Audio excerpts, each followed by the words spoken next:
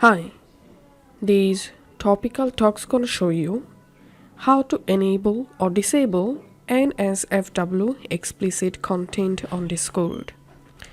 First of all, go to the server and click on server name and click on server settings. And here, scroll down to this left-hand menu under moderation, click on safety setup. And here, scroll down and you will get this explicit image filter section.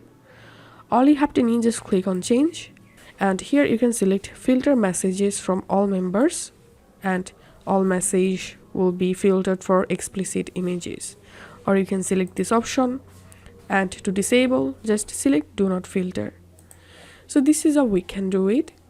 If this video helped you out, please leave a like and leave a comment down below. Thank you for watching.